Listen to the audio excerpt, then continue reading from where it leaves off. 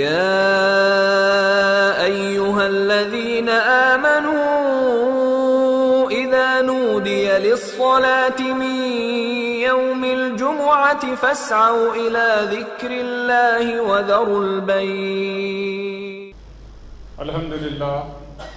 الحمد لله نحمده ونستعينه ونستغفره ونؤمن به ونتوكل عليه ونعوذ بالله من شرور أنفسنا ومن سيئات أعمالنا من يهده الله فلا مضل له ومن يضلل فلا هادي له وأشهد أن لا إله إلا الله وحده لا شريك له وأشهد أن محمدا عبده ورسوله.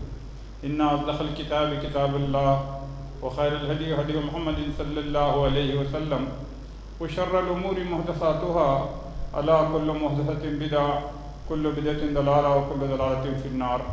رب اشرح لي صدري ويسر لي أمري واحلل عقدة من لساني يفقهوا قولي. رب زدني علما سبحانك لا علم لنا إلا ما علمتنا إنك أنت العليم الحكيم. أما بعد أعوذ بالله السميع العليم من الشيطان الرجيم من همزه ونفخه ونفثه. بسم الله الرحمن الرحيم. إن الله يأمركم أن تؤدوا الأمانات إلى أهلها وإذا حكمتم بين الناس أن تحكموا بالعدل إن الله نعم ما يعظكم به إن الله كان سميعا بصيرا. تمام تعریف و توصیف بزرگی اور برتری اللہ تبارک و تعالیٰ ہی کے لیے ہے جو تمام جہانوں کا تنہا خالق اور مالک حقیقی ہے.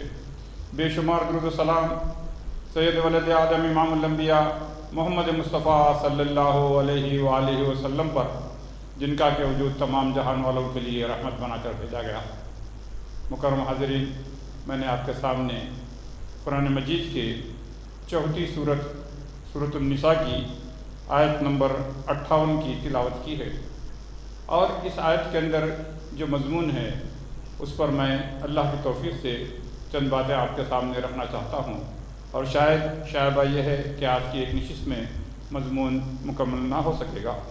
بہرحال غور کیجیے، یہ مدنی صورتوں میں سے ابتدائی دور کی صورت ہے. مسلم معاشرے کی جو تشکیل ہوئی ہے اس کے بعد ان میں اس صورت میں سورۃ النساء میں وہ باتیں بیان کی گئی ہیں جو قیامت تک آنے والے مسلمانوں کے رہنمائی کے لیے اور ایک بہترین معاشرے کی تشکیل کے لیے ضروری ہیں. ان میں سے اس آیت میں جو انداز اپنایا گیا ہے کہ ان اللہ یامرکم، بے شک اللہ تبارک و تعالیٰ تمہیں حکم دے رہا ہے. یعنی جب ایک مسلم معاشرے میں اہل ایمان مراد ہیں تو انہیں جیسے مخاطب اکثر کیا گیا قرآن مجید میں یا ایھا الذین آمنوا، اے لوگوں جو ایمان لائے، اور آگے کسی بات کا حکم دیا جاتا ہے. لیکن یہاں پر ایک الگ منفرد انداز اپنایا گیا ہے، تو اس کے اندر ہمیں اور زیادہ توجہ دینی چاہیے کہ کیا بات ہے، آگے کیا بات اللہ تبارک و تعالیٰ کہہ رہے ہیں. کہ ایک ایک لفظ پر غور کیجیے. ان اللہ یامرکم، بے شک اللہ تبارک و تعالیٰ تمہیں حکم دے رہا ہے. یعنی اللہ تعالیٰ کا قرآن اللہ کا کلام ہے، اور اس میں اللہ تعالیٰ اس کو ایمفسائز کر رہے ہیں اس بات کو. پہلے تو انا بے شک تاکید کے لیے استعمال کیا گیا کہ indeed, truly, no doubt, verily, کہ اس طرح اس کا معنی ہوتا ہے کہ اس میں کوئی شک نہیں ہے، بے شک اللہ تعالیٰ حکم دے رہا ہے. کس بات کا اللہ تعالیٰ حکم دے رہا ہے؟ ذرا غور تو کہیں. ان تؤدوا الامانات الی اہلھا، کہ تم امانات کو جو اس کے اہل ہیں ان تک لوٹا دو یا پہنچا دو یا ان کو دے دو. کئی معنی اس کے ہو سکتے ہیں. لفظ امانت کیا چیز ہے؟ یہ زبان ہماری اردو زبان ہے، اردو زبان میں بھی یہ لفظ اسی معنی میں استعمال ہوتا ہے. لیکن امانت کے ساتھ ہمارا جو اردو معاشرے میں ہمارے پاس جو تصور ہے وہ بڑا محدود ہے. ہم امانت سے مراد یہ سمجھتے ہیں، اب مثال کے طور پر میں کیسے سفر پہ جا رہا ہوں، 1 مہینے کے لیے میں عمرہ کے لیے جا رہا ہوں، اس کے لیے جا رہا ہوں. اب میں مناسب نہیں سمجھتا کہ میں اپنے گھر میں اپنے فلیٹ میں کچھ پیسہ ہے رکھ کر جاؤں یا سونا ہے رکھ کر جاؤں. تو کسی ایک امانت دار آدمی کی ہمیں تلاش ہوتی ہے. اپنے 8-10 دوست رشتے دار جو بھی ہیں، میرے خیال میں یہ آدمی اہل ہے. میں جاتا ہوں، پھر ڈبے میں رکھتا ہوں، باکس میں، کہتا ہوں اس میں کچھ میری بیگم کا سونا ہے، اس میں جو ہے کچھ پیسے ہیں، یہ میری امانت ہے، آپ رکھیے، میں جاؤں گا، جب واپس آؤں گا تو آپ سے لے لوں گا. اب آپ کا کام یہ ہے کہ اس کو رکھیں، اور جب میں واپس آ کر مانگوں تو دیکھ لیں. یہی اتنا ہی تھوڑا سا مفہوم لفظ امانت کے ساتھ ہمارے معاشرے میں ہم سمجھتے ہیں.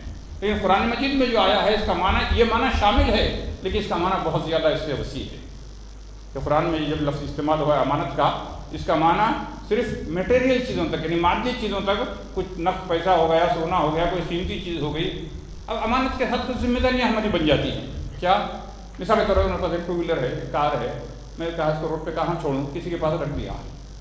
اگر میں نے آپ کو اجازت دی کہ بھائی آپ کو ضرورت ہو تو استعمال کریں تو آپ پیٹرول ڈالیں چلائیں، کوئی نہیں، تو انشاءاللہ کوئی حرج نہیں، کیونکہ میں نے مالک میں ہوں، میں نے اجازت دی ہے. ٹھیک ہے.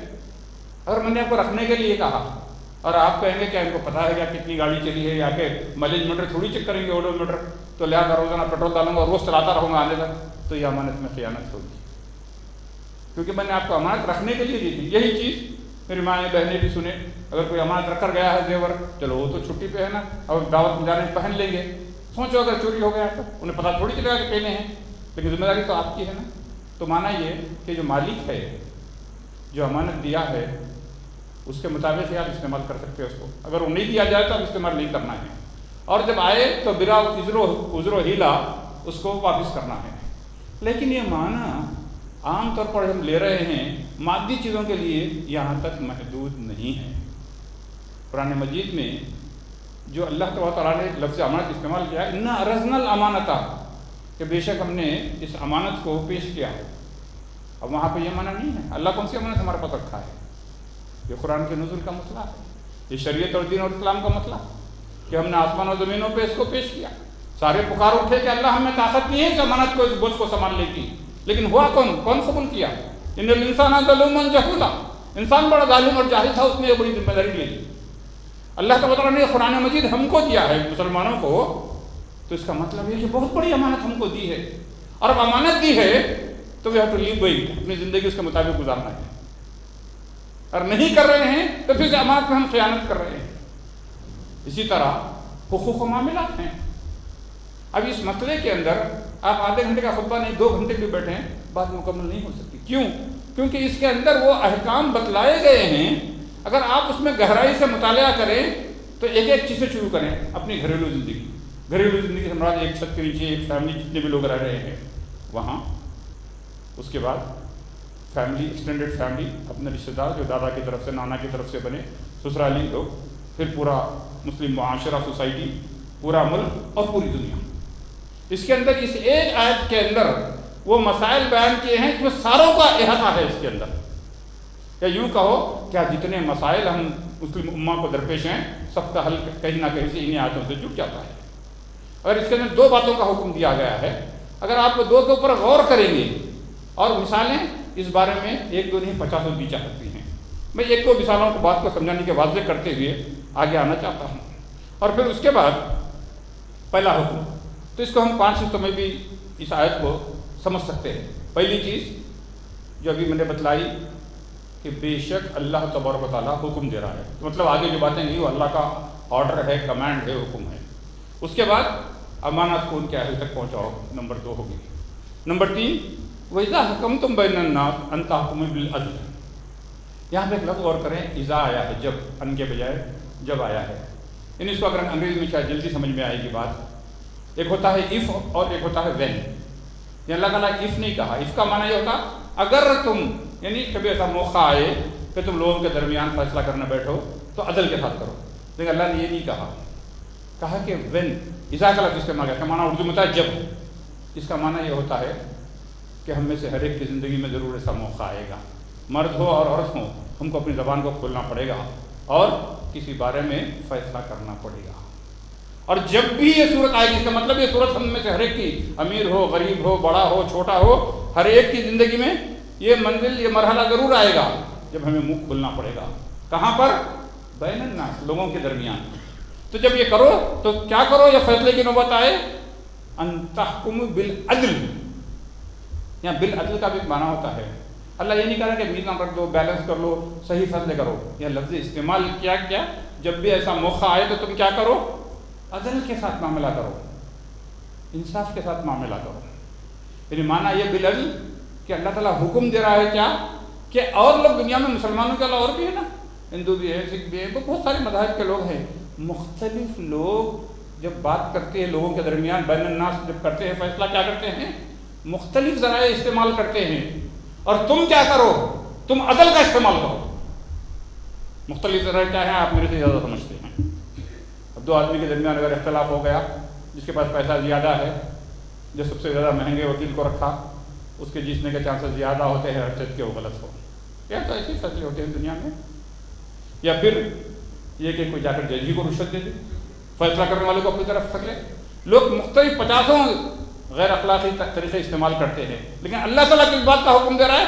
جب تم لوگوں کے درمیان بات کرو تو عدل کی بات کرو، بالعدل. پھر اس کے بعد یہ تیسری چیز ہو گئی. چوتھی چیز، ان اللہ نعم یعظکم بہ، بے شک اللہ تبارک و تعالیٰ بڑی ہی بہترین بات کی انسٹرکشن تمہیں دے رہا ہے. یعنی تمہیں جو اللہ تعالیٰ یہ ہدایت اوپر دیا ہے یہ سب سے بہترین چیز ہے، اللہ تعالیٰ خود کر رہا ہے. اور پانچویں چیز، ان اللہ کان سمیعا بصیرا، بے شک اللہ تبارک و تعالیٰ ہمیشہ سننے والا اور دیکھنے والا ہے. یہ سارے مضمون کے اندر مربوط ہے، ربط ہے، سارا مضمون یہ جڑا ہوا ہے. آئیے امانت کے بارے میں سرسری طور پر میں نے بتلایا کہ جو ہمارے ذمے حقوق ہیں وہ کیا ہے؟ وہ امانت ہے. اور آگے کیا حکم ہے؟ نمبر 2، عدل کرنا ہے. چھوٹی سی مثال دیتا ہوں، میری مائیں بہنیں غور سے سنیں. اکثر تمہیں گلا ہوتا ہے کہ عورتوں کے بارے میں زیادہ نہیں کہا جاتا، لیکن آپ دونوں ہی کے بارے میں بات ہے. نمبر 1، مثال کے طور پر ایک بچہ ہے، 2-4-5 منٹ شرارت کیا، ٹھیک ہے. اب تم سرپرست ہو، تم باپ ہو، ماں ہو، اگر اس کو سمجھاتے ہیں نہ کرے یا تھوڑی بہت ہلکی سی نصیحت کرتے ہیں، تنبیہ کرتے ہیں تو ٹھیک ہے. لیکن اس کی 5 منٹ کی شرارت کے لیے تم 50 منٹ تک نان اسٹاپ اگر اس کو ڈانٹتے رہے تو یہ عدل کے منافی ہوگا، عدل بین الناس کے. نہیں ایسی ہے، وہ ہے پیچھے آگے سارے گن دیے اس کے ساتھ، نہیں، پروپورشنیٹ ہونا چاہیے. کیونکہ آپ دیکھیے عدل کا لفظ کیا ہے. اگر آپ جا کے گوگل کریں جسٹس، کیا نظر آتا ہے؟ امیجز کیا آتا؟ ایک وہ اندھی عورت ہے اور اس کے آنکھ کی پٹی بنی ہوئی ہے، ہاتھ میں اس کے ترازو ہے یا خالی ترازو ہے. اس کا معنی کیا عدل کا؟ کہ دونوں پلڑے برابر ہوں، دونوں طرف 2 فریق، دونوں کا معاملہ ہو، دونوں بیلنس ہو، اسی کو عدل کہا جاتا ہے. بیلنس، میزان. لیکن آج عدل ہی دنیا سے اڑ گیا، گھریلو زندگی میں بھی، باہر بھی، پورے ملک میں بھی، سیاست میں بھی، ہر چیز میں. کہ یہ جو معاملہ ہے، پہلی چیز امانت کا، انسان اپنی زندگیوں کو سرسری طور پر سوچتے چلے جائیں. ایک ہوتا ہے ہمارا فزیکل ویل بینگ، جسمانی طور پر اچھا رہے، کر رہے، یہ رہے. ایک ہوتا ہے ہمارا ایموشنل ویل بینگ، کہ ہماری جذبات کی دنیا، احساسات کی دنیا، انسان کبھی خوش کبھی غم ہوتا ہے تو وہ دنیا بھی صحت مند طور پر گزرے. تیسرا ہوتا ہے فائنینشیل ہیلتھ. اب یہ ساری چیزوں کو ایک ہی آیت کور کرتی ہے کہ گھر کے اندر چاہتے ہو تو لوگوں کی امانت دو تو میٹیریل لاس کسی کا نہیں ہوگا، عدل کے حق معاملہ کرو گے. جذبات کے اندر اوور ریئیکٹ نہیں کرو گے کسی معاملے کے اوپر تو وہاں پر بھی عدل قائم ہو جائے گا. فائنینشیلس کے اندر، اپنی معاشی زندگی کے اندر اگر لوگوں کی امانت کا خیال رکھو گے، اس میں یہ چیز نہیں آئے گی، اس سے منافی چیزیں نہیں آئے گی، خیانت اس کا اپوزٹ لفظ نہیں آئے گی، تو وہاں پر فائنینشیل بیلنس دنیا کے اندر قائم ہوگا، عدل قائم ہوگا. تو لوگوں کے درمیان یہی تو تینوں انٹریکشن ہمارے چلتے ہیں، تعلقات ہوتے ہیں، اور تینوں کے اندر کبھی یہ چیز ہم غلط کر رہے ہیں. مشہور حدیث ہے آیت المنافقین ثلاثۃ، منافق کی 3 نشانیاں ہیں. منافق کی 3 نشانیاں اللہ تعالیٰ مومن کو حکم دے رہا ہے. اور منافق کیا ہے؟ بات کرے تو جھوٹ بولے، وعدہ کرے تو وعدہ خلافی کرے، امانت رکھے تو خیانت کرے. تینوں چیزیں اس کے منافی ہیں. اب ہمارا جائزہ یہ لینا ہے اس خطبے کے حوالے سے کہ ہم کہاں منافقین کی صفات اپنے اندر ہیں یا اللہ تعالیٰ جس بات کا حکم دیا وہ صفات اپنے اندر پیدا کی. تو امانت کا معاملہ. آئیے ایک اور رشتے کی بات ہم گھر کے اندر کر لیتے ہیں. کیا ہے؟ مثال کے طور پر کیا یہ انریٹن لا ہمارے گھروں میں نہیں ہے؟ نہ لکھا ہوا قانون یہ نہیں ہے. کیوں؟ میں بریڈ ملنر ہوں، میں سرپرست خاندان ہوں، میں روٹی روزی کما کر لاتا ہوں، میں ملازمت کرتا ہوں، میں کاروبار کرتا ہوں، میں پیسے لا کر جو ہے گھر چلاتا ہوں، میں بیوی کے اوپر بڑا ہوں اور میں بچوں کے اوپر بڑا ہوں، تو لہٰذا آئی ایم مسٹر رائٹ، ہر وقت میں صحیح ہوں اور میری چلے گی. یہ جانتے ہوئے بھی کہ میرا موقف صحیح نہیں ہے. میں باپ ہوں، نہ میں بول دیا چلو چپ بیٹھو. بیوی سے کہیں گے تم چپ بیٹھو، تمہارا کیا بولے گا؟ میں باپ ہوں، میں شوہر ہوں، میں بول دیا میری چلے گی خان. یہ قانون کہاں سے لائے؟ یہ انتاکم بین الناس بالعدل ہے. یہ ایسا کیوں نہیں ہو سکتا کہ ہاں اس موقف میں شاید میرا موقف غلط تھا، شاید بیوی جو کہہ رہی ہے وہ بات صحیح ہے؟ کیا ہمارے اندر یہ اخلاقی ضرورت ہے کہ ہم تسلیم کر سکیں؟ کبھی ایک باپ کی بات آتی ہے تو بیٹے کی بات ہو سکتا ہے یا تو صحیح ہو. میں 50 مثال آپ کو قرآن سے اس کی دے سکتا ہوں. مثال کے طور پر قرآن مجید میں ایک باپ اور بیٹے کا واقعہ. کس کا؟ آزر کا اور ابراہیم علیہ السلام کا. جد الانبیاء ہیں، انبیاء کے دادا ہیں، ان کی نسل میں انبیاء پیدا ہوئے، بنی اسحاق اور بنی اسرائیل نبیوں کا سلسلہ چلا ہے، اور وہ اپنے باپ سے مخاطب ہوتے ہیں.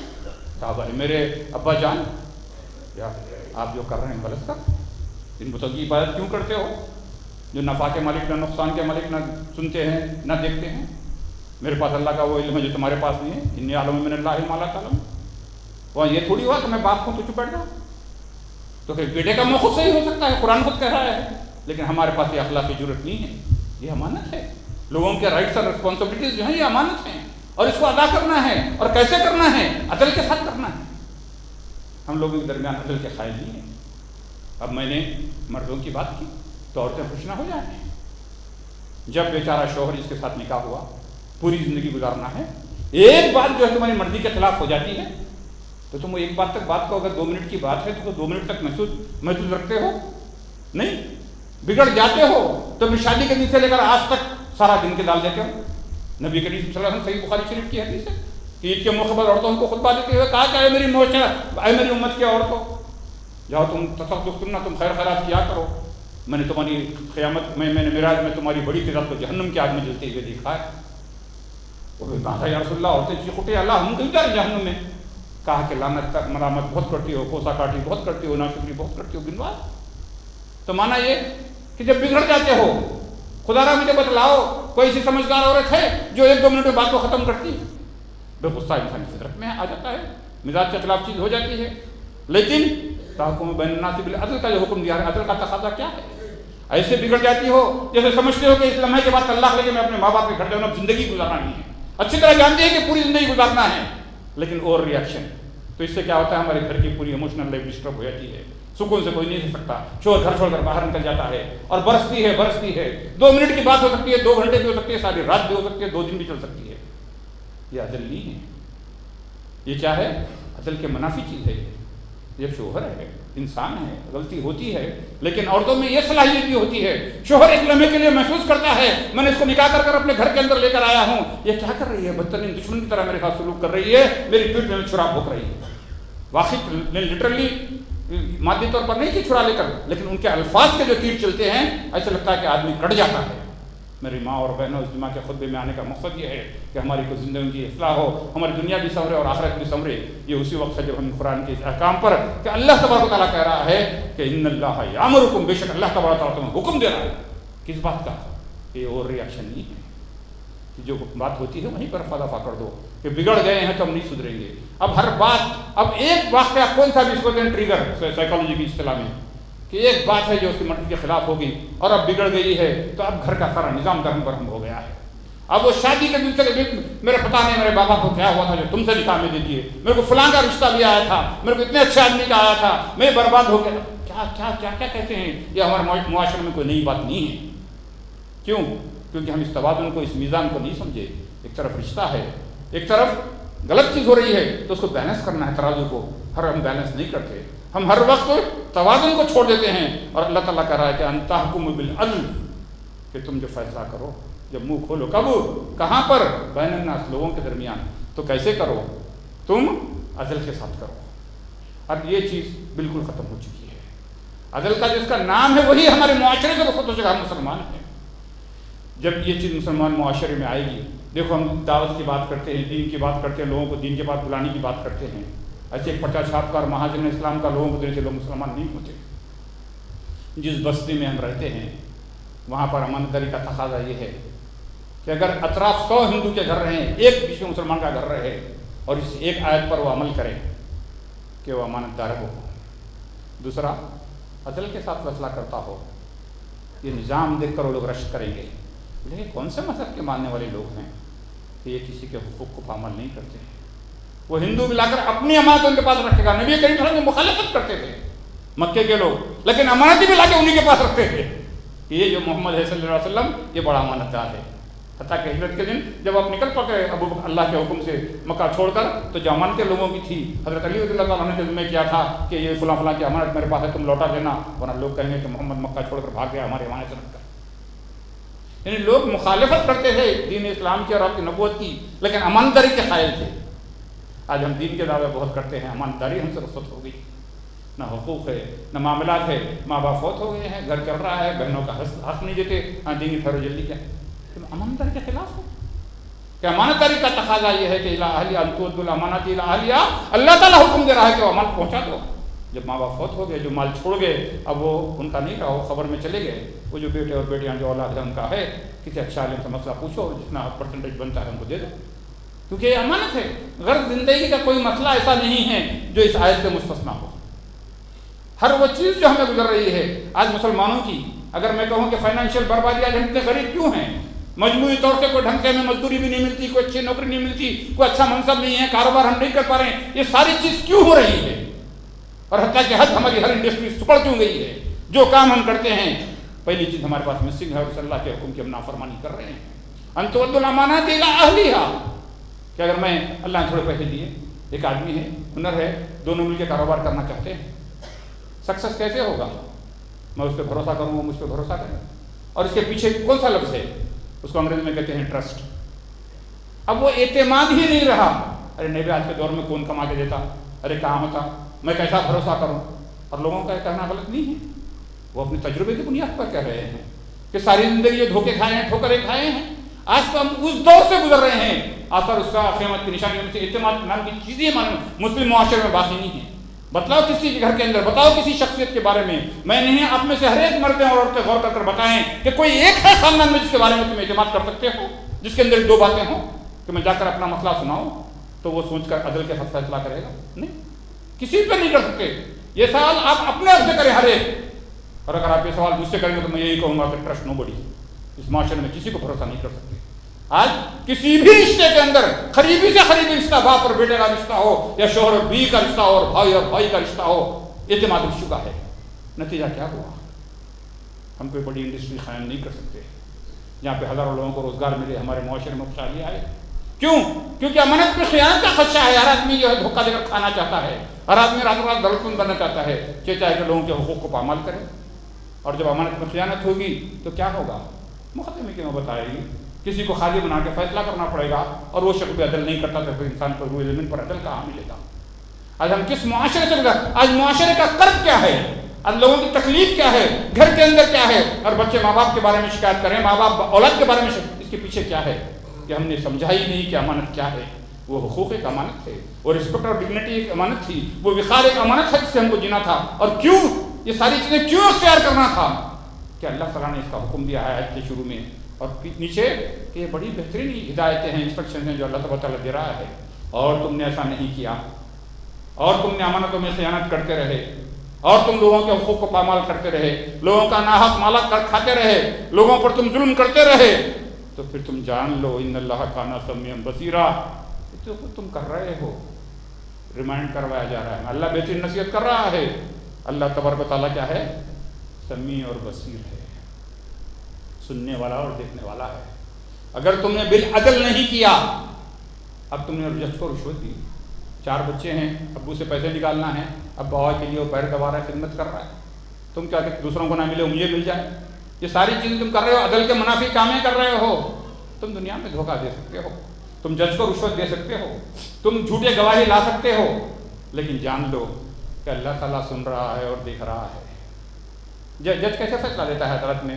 کہ تمام جو گواہی پیش کی گئے، گواہوں کے بیانات کو سن کر جو ایویڈنس جائے گا اس پہ عدالت کے نتیجے پہ پہنچی ہے۔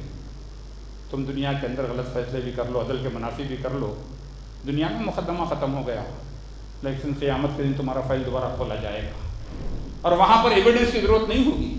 مثال کے طور پر شریعت کا قانون ہے کہ اگر 4 گواہ پیش کیے جائیں اور اس کے اوپر جج فیصلہ دے دے گا، ٹھیک ہے، اب شریعت کا حکم ہے، اب 4 آدمی مل کر چاہیں کہ مجھے تنگ کریں، چاروں اکٹھا ہو گئے کہ ان کے خلاف جھوٹی گواہی دیں گے، اور چاروں کی گواہی کے اوپر مجھے جو بھی عدالت نے اپنا فیصلہ سنایا، تو دنیا کے اندر شریعت تو نافذ ہو گئی، کیونکہ شریعت کا تقاضا تھا 4 گواہ لانا، اب گواہ جھوٹے تھے۔ اب دنیا کے اندر آپ نے سزا تو دے دی، اپنا مقصد میں کامیاب ہو گئے، مگر عدل نافذ نہیں ہوا۔ بات سمجھے کہ شریعت کی جو تقاضا تھا تو جھوٹی گواہی سے بچو، کیونکہ یہ عدل کے خلاف ہے۔ کہ دنیا کے اندر آج سارے ہمارے مسائل اسی کے اوپر گھوم رہے ہیں۔ نمبر 1، امانت ہم میں سے رخصت ہو گئی، اعتماد ختم ہو گیا۔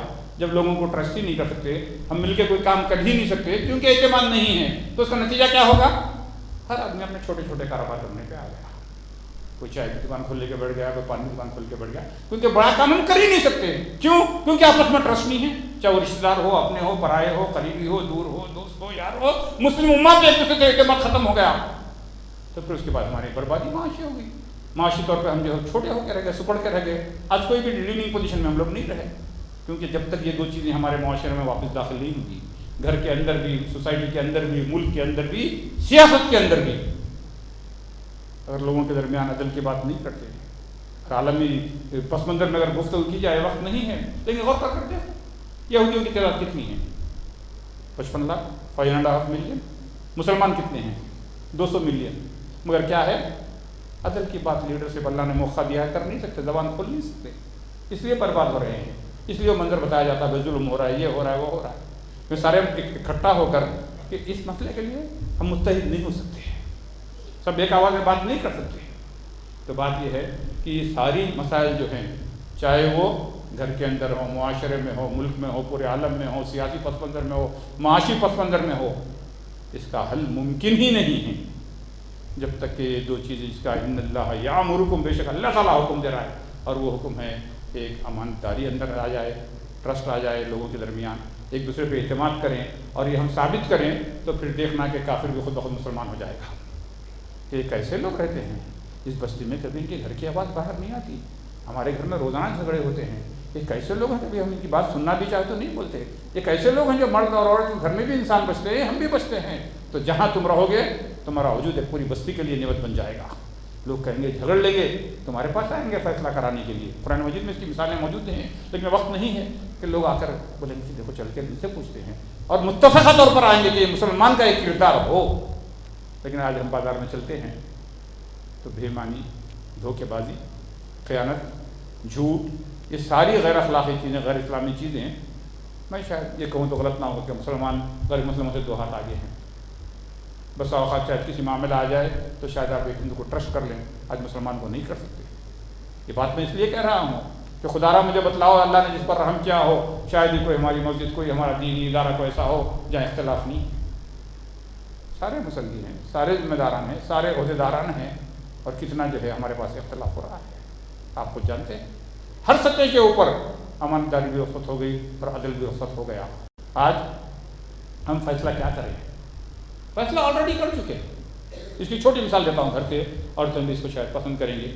مثال کے 4 بچے ہیں، ایک بچہ ماں باپ کا فیوریٹ رہتا، اچھا رہتا، گڈ بوائے، ان جو بھی شرارت کرا چلو ٹھیک ہے بولتے۔ ایک رہتا برا رہتا نگاہوں میں، مطلب ہے تو اس کی بات سننے سے پہلے فیصلہ کر لیا اپن، ہاں تو کچھ کرا ہوگا بولتے اس کو۔ مانا ہے کہ عدل بین الناس نہیں ہے، ارے کیا بول رہا سن تو لو، نہیں بائی ڈیفالٹ کچھ کرا ہوں گا اس لیے مارا، ارے میرے کو مارا ہو تو کرا دو مارا ہوں گا، دوسرے کے بارے میں نہیں جو گڈ بوائے۔ مطلب یہ کہ آج ہم پری ڈیٹرمن کر چکے ہیں، پہلے کا پری جج کر چکے ہیں لوگوں کو، کون اچھا ہے کون خراب ہے پہلے ہی فیصلہ ہے، پھر مقدمہ کیا سننا ہے کس کا بھی۔ اللہ تعالیٰ قرآن میں حکم دے کہ نہیں، جب بین الناس لوگوں کی طرف جب باتیں تو سنو کس کا موقف صحیح ہے کس کا غلط ہے، اور لوگ اس کا ایڈوانٹیج لیتے ہیں، اور یہی ایک سسٹم بن چکا ہے، یہی پارٹی بازی کو وجود دیتا ہے۔ آج ہمارے ملک کا سسٹم اتنا بگڑا ہوا کیوں ہے؟ اسی لیے کہ اسی بنیاد پر ہمارا ملک چلتا ہے، کیا؟ پارٹی کی بنیاد پر۔ میرے پارٹی کے لیڈر نے، ہائی کمانڈ نے جو کہہ دیا وہ صحیح ہے، ختم، میرے کو ڈیفینڈ کرنا ہے، میں اس کے اگینسٹ نہیں جا سکتا۔ ارے نہیں بھائی، جو صحیح کو صحیح بولو، غلط کو غلط بولو، دن کو دن کہو، رات کو رات کہو، نہیں ایسا نہیں ہو سکتا۔ اوپر والا جو بھی غلط بات کرا ہے، نیچے والے چھوٹے اس کے اسسٹنٹ کیا کرتے؟ اس کی تردید نہیں کرتے۔ تردید نہیں کرتے کیوں؟ کیونکہ پھر پارٹی کے ڈائریکشن کے خلاف ان کو پارٹی سے نکل دیا جاتا ہے، مطلب روئے زمین پر عدل ہی ختم ہو گیا اس کا معنی۔ اوپر والا ایک آدمی جو کہہ دیا، نیچے والے اس کی خالی ہاں میں ملاتے ہیں، اسی آواز کو ایک وہ کرتے ہیں، بھی صاحب نے یہ کہہ دیا، ہمارے بڑے نے خیر نے کہہ دیا، غلط خیر بھی، غلط کو غلط تو کہو۔ نہیں، دنیا میں ایسا ہو ہی نہیں سکتا، نظام چل ہی نہیں سکتا دنیا کا، اور یہی کرب ہے جس کے اندر ہم سیاسی طور پر آج گزر رہے ہیں۔ جس کو تم ٹرسٹ کرتے ہو ان کی بات ہمیں ماننا چاہیے، نہیں بھی ہم کبھی صحیح بھی ہو سکتا، ہمارا خوف غلط بھی نہیں تھا، ہم جو بول دیے بس آپ کرنا ہے، میں job is to do and not to question why, اس طرح ملک چلایا جا رہا ہے۔ اوپر سے جو ہائی کمانڈ کی بات ہے تو اسی پر عمل پر نہیں، یہ اسلام کی تعلیمیں نہیں ہے کہ جو صحیح ہے وہ صحیح ہے، وہ غلط ہے وہ غلط ہے۔ جس طرح صحیح کو صحیح کہنا جتنا ضروری ہے، اسی طرح غلط کو غلط کہنا بھی اتنا ضروری ہے، اسی سے روئے زمین پر امن قائم ہوتا ہے۔ اور یہ قانون گھر کے لیے بھی ہے، سوسائٹی کے لیے بھی ہے، ملک کے لیے بھی ہے، دنیا کے لیے بھی ہے۔ آج دنیا سے یہ ختم ہو چکے ہیں۔ بڑے بڑے ایک ممالک کا دوسرے ممالک سے جھگڑا اسی لیے ہے کہ عدل کی بات نہیں ہے، پالیسی کی بات ہے۔ اور یہ کیوں نہ ہو، جب ہم انگلش میڈیم میں چھوٹی کلاسوں میں پڑھ رہے تھے، یہی ہمیں پڑھایا گیا تھا۔ کیا پڑھایا گیا تھا؟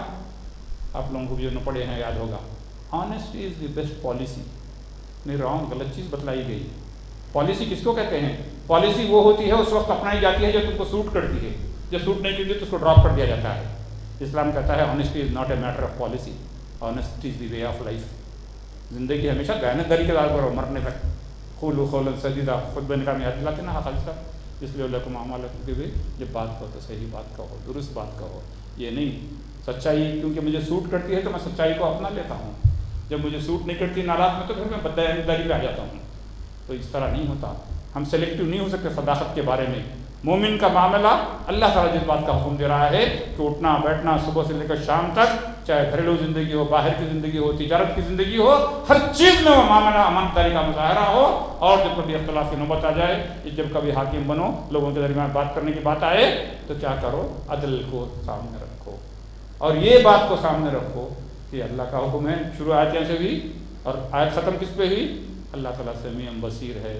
اگر میں بددیانتی کروں گا، اگر میں امانت میں خیانت کروں گا، اگر میں فیصلہ غلط کروں گا. آخر میں ایک حدیث سنا کر بات کو ختم کرتا ہوں. نبی کریم صلی اللہ علیہ وسلم نے فرمایا کہ 2 قسم کے قاضی ہوتے ہیں، ان مطلب فیصلہ کرنے والے، قضات دینے والے، ججمنٹ دینے والے. کہا کہ 2 جو ہے جہنم میں جائیں گے اور ایک جو ہے جنت میں جائے گا. خاضانی فی النار و خاضی فی الجنہ. کس طرح؟ ایک شخص ہے، بولنے کا بہت شوق ہے، جانا نہیں لیکن فیصلے سناتا ہے، کہا کہ ایسا جنت میں جہنم میں جائے گا. دوسرا وہ پہچان گیا ہے کہ حق کیا ہے، میں فیصلہ باطل کے لیے دیا، کہا کہ یہ بھی جہنم میں جائے گا. اور وہ تیسرا شخص جو پہچانا کہ حق اور باطل کیا ہے اور فیصلہ حق کے مطابق دیا، وہ جنت میں جائے گا. یہ بہت بڑی ذمہ داری ہے. لیکن ہم حتیٰ کہ اس حد تک ہم آگے بڑھ چکے ہیں، شکل دکھا رہے ہیں، شکل سے چور لگ رہا ہے. ارے کوئی قاضی شکل دیکھ کے فیصلے سناتا ہے، لیکن تم اپنی زبان سے فیصلہ سنا دیے. ارے دیکھو ان کام پر اس کو پسینہ آ رہا ہے، نہیں چوری کرا. کیا شواہد ہے؟ کیسے زبان کھول رہے ہو تم؟ ایسے زبان نہیں کھولو. جب تک حقیقت کو نہیں پہنچا خاموشی اختیار کرنے بھی مجھے علم نہیں ہے، آپ مجھے معذور رکھیں، مجھے نہیں پتہ. جب تک دونوں فریق کی بات شرعی صدر نہ ہو اور اللہ تعالیٰ کی توفیق سے جب تک آپ کو کہا کہ بھئی ٹھیک ہے، اس وقت اپنا فیصلہ مت سناؤ، یا گھر کے اندر ہو، گھر کے باہر ہو، اور امانتداری کو منحوظ رکھو. بہرحال جتنی باتیں کہنی تھی اس کی تصفیہ سے 2 باتیں نہیں ہو سکی. بہرحال یہ کہ جو کچھ باتیں میں نے کہی ہے، میں اس دعا کے ساتھ اپنی اس بات کو ختم کرتا ہوں کہ جو کچھ سچی بات میں نے کہی اس پر اللہ تبارک و تعالیٰ مجھ کہنے والے کو اور تمام سننے والوں کو عمل کی توفیق عطا فرمائے. اقول قولی ھذا واستغفر اللہ لی ولکم وسائر المسلمین من کل ذنب انہ هو الغفور الرحیم. اے مولا کریم ہمارے اس میں بیٹھنے کو قبول فرما. اے اللہ ہمارے گناہوں کو معاف فرما، ہماری خطاؤں کو درگزر فرما. اے اللہ جتنے لوگ پریشان ہو رہے ہیں ان کی پریشانیوں کو دور فرما، جو بیمار ہیں انہیں صحت عاجلہ شفاء کاملہ عطا فرما. اے اللہ کورونا وائرس سے ساری دنیا کے لوگ پریشان ہو رہے ہیں، اللہ اس کے مضر اثرات سے ہم تمام کو محفوظ رکھ. اے اللہ ہر قسم کی بیماریوں سے اور ان محلق امراض سے ہمیں محفوظ رکھ. اے اللہ تمام وباؤں سے ہمیں محفوظ رکھ. جو نعمتیں آپ نے عطا کی اس کا شکر ادا کرنے کی توفیق عطا فرما. اے اللہ تمام حاضرین مجلس کو، ہم کو بھی، بچوں کو، بہن بھائیوں کو، دوست احباب کو، اے اللہ تمام کو حادثہ یا موت سے محفوظ رکھ. اے اللہ ایسی موت سے محفوظ رکھ جس میں توبہ کی توفیق بھی نہ ملے. اے اللہ مرنے سے پہلے توبہ کی توفیق عطا فرما. ہماری توبہ کو قبول فرما. ہمارے بوڑھے ماں باپ پر رحم فرما، ان کی پریشانیوں کو دور فرما، ان کی بیماریوں کو صحت سے بدل دے. اے اللہ ہمارے فوت شدگان کی مغفرت فرما. ہمارے جو رشتہ دار اقربا فوت ہوئے ہیں ان کی قبروں کو جنت کا باغیچہ بنا، ان کے درجات کو بلند فرما، انہیں جنت الفردوس عطا فرما. اے اللہ طالب علموں کو امتحان میں کامیابی عطا فرما. جو نوجوان لڑکے لڑکیاں شادی کے آرزو مند ہیں انہیں بہترین جوڑے عنایت فرما. جو بے اولاد انہیں نیک اور صالح اولاد عطا فرما. جو صاحب اولاد ان کی اولاد کو نیک بنا. اے اللہ ہمارے اولاد کے سینوں کو دینی علوم کے لیے، دنیاوی علوم کے لیے کھول دے. ان کے مستقبل کو درخشاں فرما، پریشانیوں کو دور فرما. اے اللہ تمام کو عزت و چین والی، راحت و اطمینان والی، سکون والی زندگی عطا فرما. اے اللہ جب تک کہ ہم تمام کو اسلام پر عزت سے رکھ، ہم سب کا خاتمہ ایمان پر فرما. سبحان ربک رب العزة عما یصفون وسلام علی المرسلین والحمد للہ رب العالمین.